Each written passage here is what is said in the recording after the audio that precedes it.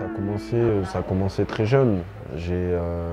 Comme je te l'avais dit, j'ai commencé, j'ai habité au boulevard de Strasbourg, dans un quartier sensible. Tu avais le petit club de quartier qui était là.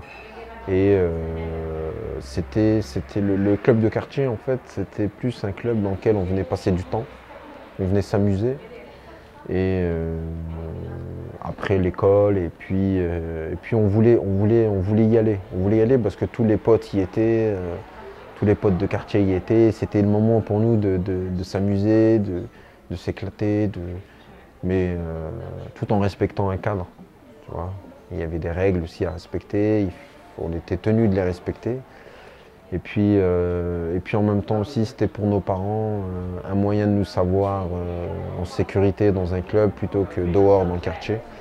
Parce que ça reste un quartier sensible. Il y en a qui ont déraillé, il y en a qui ont emprunté la mauvaise voie. Et puis, alhamdoulilah, nous on a réussi à s'en sortir et ça a été aussi un bel outil pour éviter de passer de l'autre côté de la barrière. Et donc voilà, et donc c'est comme ça qu'est venue cette passion pour la boxe.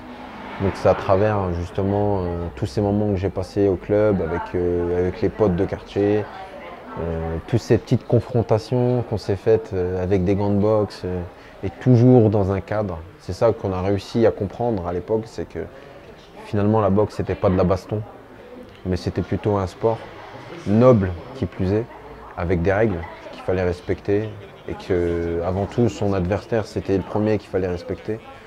Et c'est toutes ces choses-là que j'ai apprises à travers les différentes expériences que j'ai eues là-bas au club. Et puis c'était aussi une manière pour moi de se confronter à la réalité de la vie aussi, et qu'on n'avait rien sans rien. Comme on disait à l'époque, on n'a rien sans rien en fait, qu'il fallait se battre pour avoir ce qu'on voulait. Et donc c'était un moyen de le comprendre, la boxe.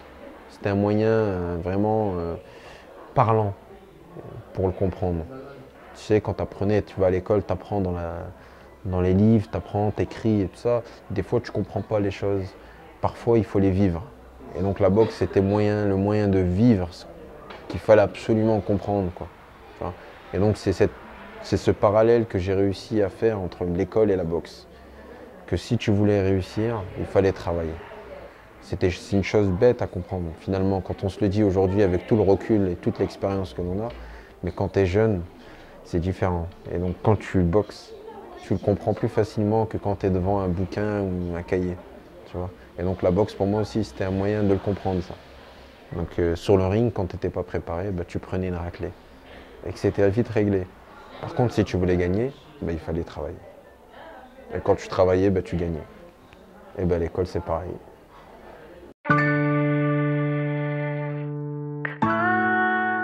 Il y en a plein des anecdotes. Il y en a plein, c'est. Pour la coup, plein de choses. Hein. Ouais, on peut voir celle du poids. Parce que je le dis, on le dit à chaque fois dans la boxe, le premier combat que l'on mène, c'est celui du poids. Celui de la catégorie de poids, parce qu'on a des catégories de poids à respecter. Et puis donc, automatiquement, on est astreint à un régime bien particulier, parce qu'il faut faire attention à ne pas dépasser sa catégorie de poids. Le jour de la pesée, il faut être au poids, pas au-dessus, même si c'est 100 grammes. Et donc, j'ai déjà vécu l'expérience où je suis arrivé à une pesée alors que j'avais 16 ans, je faisais une compétition championnat de France junior, c'était quart de finale. J'arrive avec 2,5 kg en trop. C'était un choc, le moment où tu montes sur la balance, il y a l'entraîneur qui te regarde. Parce que quand tu te pèses, tu as ton entraîneur à côté, il te regarde avec des grands yeux, mais qu'est-ce qui s'est passé? Qu'est-ce que tu as fait? La veille, il y a 2 jours, tu étais presque au point. Et puis des moments quand tu es jeune, tu craques, tu as envie de manger, tu as envie de te faire plaisir. Et puis tu as des moments où tu lâches. Parce que le corps, il n'est pas fait pour être compressé et astreint, un régime comme ça, dur et violent comme ça. Parce qu'à un moment donné, il a besoin de respirer, de souffler. Et pour moi, c'était le moment qu'il respire. Mais pas le bon aussi, pas le bon moment.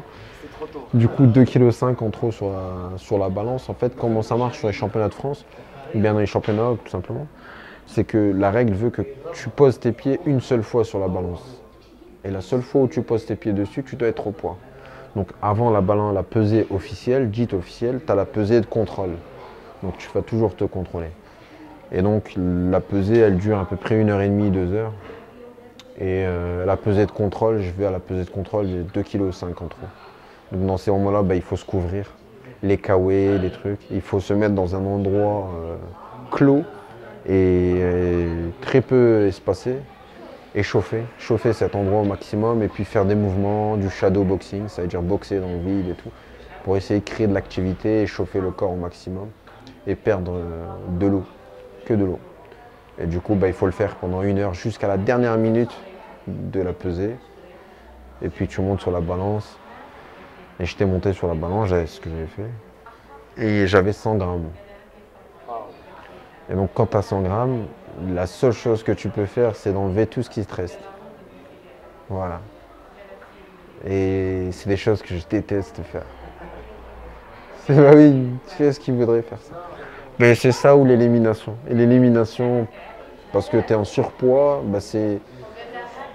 Comment dire, c'est un peu une humiliation quand même. Quand tu es boxeur et que tu as une certaine renommée, tu as été champion de France et tout, tu enlèves. Tu enlèves, bon, tu as l'entraîneur qui met la serviette devant pour couvrir un peu. Et donc j'étais forcé de le faire, mais dégoûté de le faire aussi.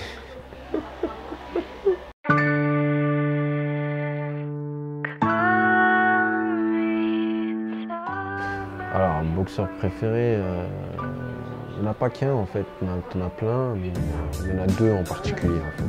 Si je dois en choisir, il y en a deux. Je dirais Mohamed Ali, de par ce qu'il a été en tant que personne aussi, personne politique, personne engagée, l'homme qu'il était, et sur l'aspect boxe aussi, parce que c'était le plus léger des poids lourds, dans le sens où il se déplaçait comme un papillon et il piquait comme une abeille, très rapide aussi comme boxeur, et l'élégance aussi, la personnalité. Et puis, on va dire un peu plus récent comme boxeur, Bernard Hopkins.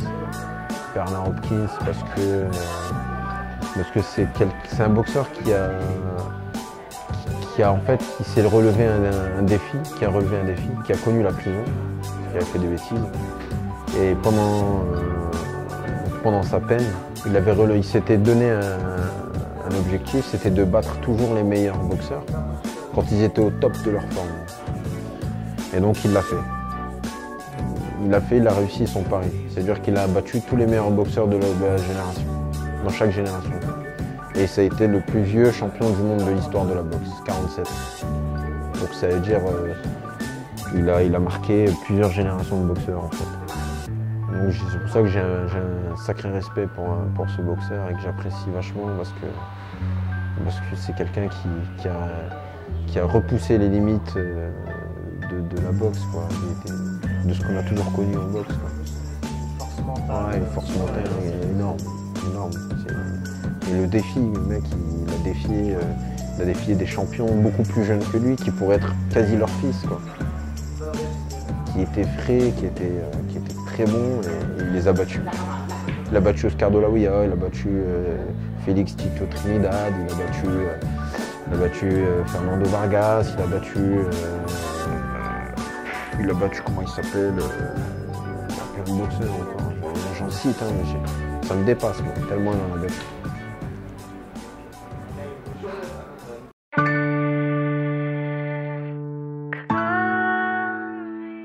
Il n'y avait pas une technique à proprement dite, mais après une défaite, il fallait l'avaler tout simplement. Il fallait digérer la pilule parce que c'était dur à encaisser. Psychologiquement, c'est dur parce que moi personnellement, j'ai toujours mal encaissé très mal encaissé une défaite, selon l'importance du match évidemment. Mais c'était comme si ton corps, ta personne te trahissait, tu vois. Parce que tu t'étais investi, tu t'es donné, tu t'es battu pour te préparer, tu as fait des efforts de ouf, tu as fait des sacrifices, tu t'es fait violence et au final tu perds. C'est comme si tu te sentais trahi par ton corps, quoi, parce que tu lui as apporté tout ce dont il avait besoin pour surmonter cette épreuve. Mais au final, tu perds. Donc, c'est quelque chose que tu encaisses difficilement, mais qu'il te faut plus de temps à encaisser qu'une victoire. Une victoire, tu l'apprécies, tu le savoures, tu passes à autre chose très rapidement. Une défaite, il te faut plus de temps pour la surmonter et pour faire surtout de la recherche sur toi-même. Parce que finalement, tu te dis, il doit bien avoir une raison pour laquelle j'ai perdu. Il faut d'abord que tu trouves. Et une fois que tu as trouvé, là, tu peux passer à autre chose. Tu ne peux pas perdre sans raison. Tu vois, il doit y avoir quelque chose. Donc tu cherches la raison pour laquelle tu as perdu. Et ensuite, à ce moment-là, tu peux partir faire d'autres objectifs, bien préparer un autre combat.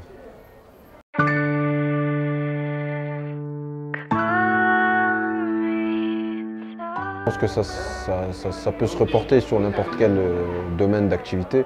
En tout cas, pour ce qui est du sport, c'est de faire une chose qui leur plaît, de choisir une discipline ou un domaine qui leur plaît, qui leur convient, dans lequel ils peuvent prendre plaisir.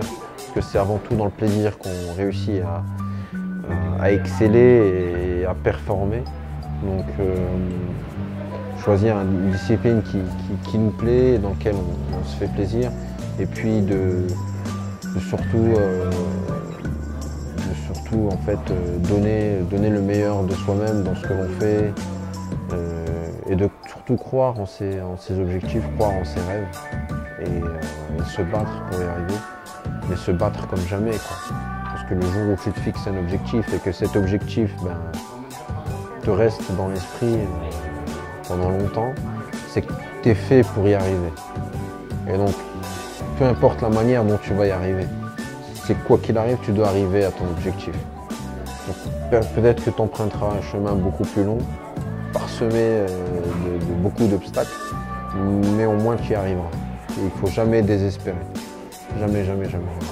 Et la seule clé du travail et de la réussite, c'est le travail et le travail. Il n'y en a pas d'autre.